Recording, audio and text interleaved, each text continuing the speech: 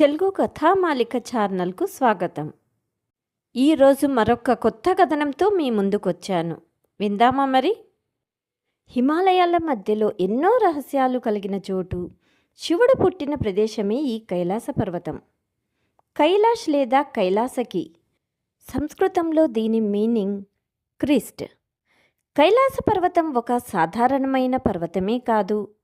విష్ణు పురాణం ప్రకారం ఇది ruby gold మరియు లానిన్ మసూరి లాంటి వాటితో ఈ పర్వతం తయారయ్యిందంట.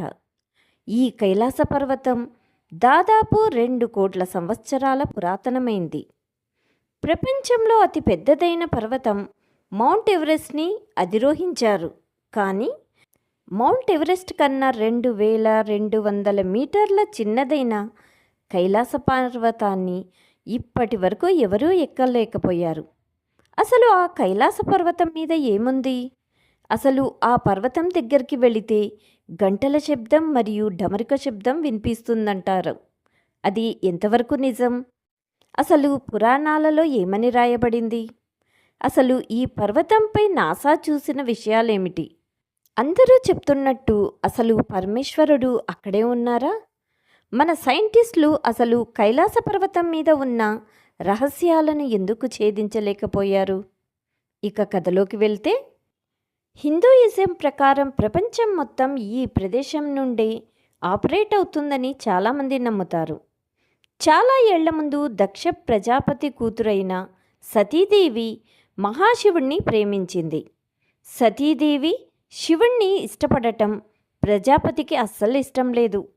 శివుడు వినాశనానికి అధిపతి, అందుకే శివుడి దగ్గర అన్ని రకాలైన శక్తులు ఉంటాయి. నిజానికి శివుని దగ్గర భూత ప్రేత నివాసం ఉంటాయి. కైలాస పర్వతం శివుడి విషయంలో చాలా పవిత్రమైనది. శివుడు బూడిద పూసుకొని ధ్యానం చేయటం, అలాగే భూత ప్రేత పిశాచాలతో కలిసి ధ్యానం చేయటం దక్ష ప్రజాపతికి అస్సలు నచ్చేది కాదు. తన తండ్రి దక్ష ప్రజాపతిని ఎదిరించి సతీదేవి మహాశివుణ్ణి పెళ్లి చేసుకుంది. అలా ఇద్దరు దంపతులు కూడా కైలాస పర్వతం పైన చాలా సంతోషంగా జీవనం సాగిస్తున్నారు. కానీ ఒకానొక రోజు తన తండ్రి దక్షులు ఒక మహాయజ్ఞం చేస్తున్నాడని సతీదేవికి తెలిసింది. ఆ విజ్ఞానానికి మునులను, మిగతా వాళ్ళనందరినీ కూడా దక్షుడు ఆహ్వానించాడు. కానీ శివుణ్ణి మాత్రం ఆ యజ్ఞానికి ఆహ్వానించలేదు. ఈ విషయం తెలుసుకున్న సతీదేవి చాలా బాధపడింది. బాధ మరియు కోపంతో తండ్రిని ప్రశ్నించడానికి సతీదేవి యజ్ఞానికి వెళ్ళింది. తన తండ్రి ఎదురుగా నిలబడి తన భర్త అయిన శివుణ్ణి ఎందుకు ఆహ్వానించలేదని గట్టిగా ప్రశ్నించింది. అప్పుడు దక్ష ప్రజాపతి యజ్ఞానికి వచ్చిన అందరి ముందు శివుణ్ణి అవమానించాడు. భర్తకి జరిగిన అవమానాన్ని సతీదేవి ఓర్చుకోలేకపోయింది. చాలా క్రోధంతో అదే యజ్ఞంలో దూకి భస్మమైపోయింది. సతీదేవి ఆత్మహత్య చేసుకోవటంతో శివుడు చాలా క్రోధానికి గురై విశ్వరూపం దాల్చి తాండవం చేయటం మొదలుపెట్టాడు. బాధతో మరియు కోపంతో శివుడు తాండవం చేస్తూ ప్రపంచం మొత్తం విధ్వంసం సృష్టించాడు. సతీదేవి చనిపోవటం వల్ల మహాదేవుడు పాతాళలోకంలో చెడు ఆత్మల మధ్య మహాకాలుడి రూపమైన ఘటేశ్వర రూపాన్ని దాల్చాడు. అది చూసి అందరు దేవుళ్ళు కలిసి శివుడి దగ్గరకు వెళ్ళి సతీదేవి పార్వతీదేవి రూపంలో మళ్ళీ జన్మిస్తుందని చెప్పారు. అది విని శాంతించిన మహాదేవుడు మళ్ళీ కైలాస పర్వతానికి వచ్చి పార్వతీదేవి కోసం ఎదురు చూడటం మొదలుపెట్టాడు. అలా సతీదేవి పార్వతీదేవిలా పుట్టడం వల్ల శివుడు మళ్ళీ ఆమెను వివాహం చేసుకున్నాడు. అలా వాళ్ళిద్దరూ ఇప్పటికీ కైలాస పర్వతం మీద జీవనం సాగిస్తున్నారని చాలామంది నమ్ముతారు. ఇప్పటి వరకు కైలాస పర్వతంపై ఎక్కేందుకు ట్రై చేసిన వాళ్ళు వాళ్ళ ప్రకారం తమ పర్వతంపై ఏవో కొన్ని శబ్దాలు వినిపిస్తున్నట్లు అనిపించేదట. ఎవరో ఓం అని జపం చేస్తున్నట్టుగా మరియు గుడిలో గంటలు మోగుతున్నట్టుగా వినిపించేవట. అంతేకాదు, టిబెట్కి చెందిన బౌద్ధ గురువులు ఈ పర్వతాన్ని ఎక్కేందుకు ప్రయత్నించగా వారికి కూడా కంటిన్యూగా శంఖారావం సౌండ్ వినిపించేదట. ఈ శబ్దాన్ని తట్టుకోలేక వాళ్ళు మధ్యలోనే తమ యాత్ర వదిలి తిరిగి వచ్చేశారు. ఇక ఈ పర్వతంపై కనిపించే వెలుతురు గురించి మాట్లాడుకుంటే, పర్వతంపై కొన్ని విచిత్రమైన లైట్స్ కనిపించేవట. వాటిలో ముఖ్యంగా 7 రకాల కాంతులు కనిపించేవట. ఈ కాంతులు చాలా డిఫరెంట్గా ఉండి ప్రకాశవంతంగా ఉండేవట. ఇవన్నీ రాత్రి వేళలో ప్రకాశించేవట. అయితే ఈ లైట్స్ వెనుక ఉన్న రహస్యం ఏంటి అనేది ఇప్పటి వరకు ఎవరికీ తెలియదు. దీనికి సంబంధించి చాలా కథనాలు వాడుకలో ఉన్నాయి. అవి ఏంటంటే, హిందూ పురాణాల ప్రకారం చెప్పబడే బ్రహ్మ సమయం అంటే ఉదయం 3:30 నుంచి 5 గంటల వరకు అయితే, ఆ సమయంలో దేవతలు కైలాస పర్వతాన్ని వీక్షిస్తారని కథనం కూడా వాడుకలో ఉంది. ఇక కైలాస పర్వతాన్ని ఎందుకు అధిరోహించలేకపోతున్నామంటే దానికి కారణం ఫోర్స్ ఆఫ్ ఏజింగ్. అంటే కైలాస పర్వతం మీద సమయము ఫాస్ట్గా గడుస్తుందట. చాలామంది మౌంట్ హైకర్స్ చెప్పిన విషయం ఏమంటే, ఈ పర్వతంపై ఎక్కుతున్నప్పుడు తమ హెయిర్ మరియు నెయిల్స్ వేగంగా పెరగటం గమనించారంట. మరియు వారి మొహం మీద ముడతలు కూడా కనిపించేవట. యాత్రికులు కైలాస పర్వతం నుంచి తిరిగి వచ్చాక వాళ్ళ గోర్లు మరియు జుట్టు 12 గంటల్లోపు చాలా తొందరగా పెరిగినట్టు అనిపించేదట. ఇది 2 వారాలకి సమానమవుతుంది. పైగా కైలాస పర్వతం అనేది చాలా నిటారుగా ఉంటుంది. అందుకే దీన్ని అధిరోహించడం చాలా క్లిష్టమైన విషయమట. మరియు దీనికి ఇంకొక కారణం కూడా చెప్పబడిందండోయ్. అదేంటంటే చేంజ్ ఇన్ డైరెక్షన్. కైలాస పర్వతం ఎక్కడం మరియు దాని మీద జీవించడం అసాధారణమైన విషయం. ఎందుకంటే దీన్ని ఎక్కడం స్టార్ట్ చేసిన వారందరికీ విచిత్రమైన అనుభూతులు ఎదురయ్యాయట. అందులో ఒకటి ఈ చేంజ్ ఆఫ్ డైరెక్షన్స్. ఈ పర్వతం ఎక్కడానికి ట్రై చేసిన వాళ్ళకి కొంత దూరం వెళ్ళాక వాళ్ళు వెళ్ళవలసిన డైరెక్షన్ తారుమారైపోయేదట. ఇలాంటి పరిస్థితుల మధ్య వాళ్ళ ప్రయాణంలో దారి మర్చిపోవటం ఆల్మోస్ట్ మరణం లాంటిదే. అందుకే దీన్ని ఎక్కడం అసాధ్యం. కైలాసం అంటే న్యాచురల్ మౌంటైన్ కాదు, ఒక సస్పీషియస్ ప్రాపర్టీ. ఎవరు కూడా ఈ మౌంటైన్ని ఎక్కలేకపోవటానికి కారణం ఇది కాన్స్టెంట్గా లేకపోవటమే. చాలా ట్రెక్కర్స్ మౌంటైన్ని ఎక్కుతున్నప్పుడు వాళ్ళ దారి తరచుగా మారిపోవటం గమనించారు. ఎందుకంటే కైలాస పర్వతం ఒక దగ్గర నుంచి ఇంకో దగ్గరికి తన పొజిషన్ని మార్చుకుంటూ ఉంటుందంట. దానివలన ట్రెక్కర్స్ తమ దారి తప్పడం జరిగేది అని చెప్పేవాళ్ళు. Secret lakes. ఈ విషయానికి వస్తే కైలాస పర్వతంపై 2 సరస్సులు ఉన్నాయి. ఒకటి మానస సరోవర్, రెండవది రాక్షస సరోవర్. మానస సరోవర్ యొక్క నీరు చాలా శుద్ధిగా మరియు పవిత్రంగా ఉంటుందని నమ్ముతారు.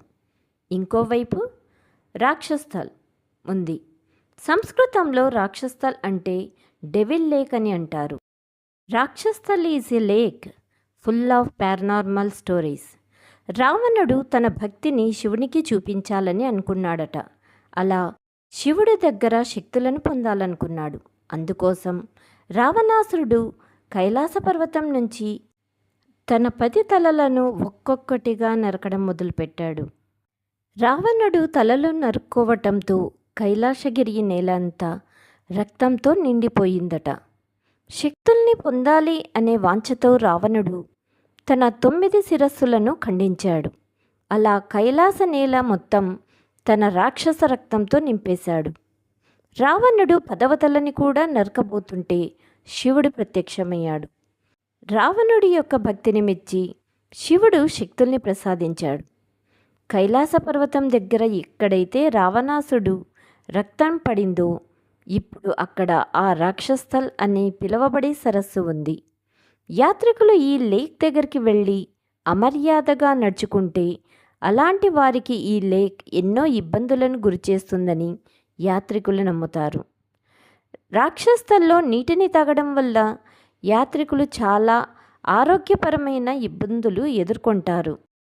పరిశోధకుల ప్రకారం ఇలా జరగటానికి కారణం దాంట్లో ఉన్న ఉప్పు శాతం ఎక్కువగా ఉండటం. మానస్ సరోవర్ యొక్క నీళ్లు తమ బాధల నుంచి ఉపశమనాన్ని కలిగిస్తాయి మరియు పాపాల నుంచి విముక్తి పొందుతారని నమ్ముతారు. What NASA said about mount Kailash. నిజానికి 2016లో నాసా శాటిలైట్లను యూజ్ చేసి కైలాస పర్వతంపై రీసెర్చ్ చేసింది.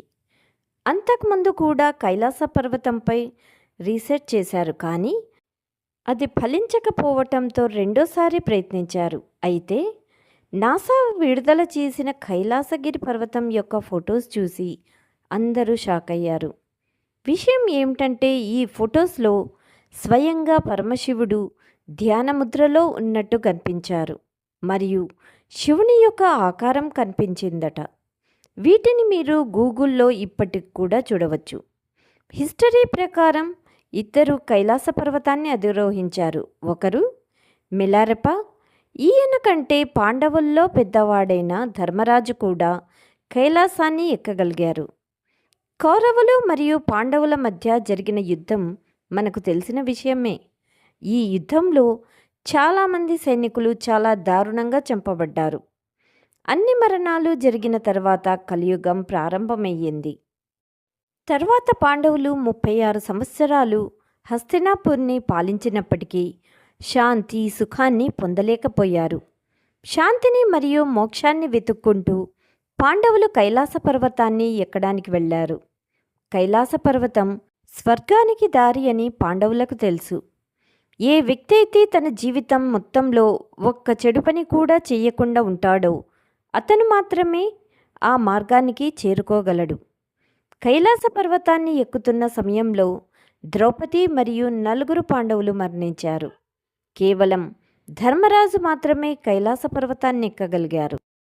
పాండవులందరిలో ధర్మరాజు మాత్రమే తన ధర్మాన్ని పూర్తిగా అనుసరించారు. అందుకే ఆయనకి స్వర్గం మరియు మోక్షం లభించింది. ధర్మరాజు కైలాస పర్వతాన్ని ఎక్కినప్పుడు ఇంకా ఎవరో కూడా ఉన్నారు. అతనెవరో కాదు, యమధర్మరాజు. ఇప్పటికీ కూడా యముడు కైలాస పర్వతానికి రక్షణగా ఉన్నాడని చాలామంది చెప్పుకుంటారు. కైలాస పర్వతాన్ని అధిరోహించే ముందు యమద్వారాన్ని దాటాల్సి ఉంటుంది. ఎవరైతే యమద్వారాన్ని దాటుతారో వెనక్కి తిరిగి యమద్వారాన్ని చూడకూడదు అని చెప్పుకుంటారు. ఎందుకంటే ఈ ద్వారాన్ని దాటి వెనక్కి చూడటం యముని అగౌరవపరిచినట్టే అవుతుందట. అలాంటి వాళ్ళు ఎన్నో ఇబ్బందులను ఎదుర్కొంటారు. కైలాస పర్వతానికి సంబంధించిన ఇలాంటి ఎన్నో మిస్టీరియస్ స్టోరీస్ ఉన్నాయి. ఇలాంటి మరికొన్ని కొత్త విషయాలను తెలుసుకోవాలంటే తెలుగు కథామాలిక ఛానల్ని సబ్స్క్రైబ్ చేసుకోండి. మీ అభిప్రాయాలను కామెంట్ రూపంలో కూడా తెలియచేయండి. Please like, share and subscribe my channel. Thank you.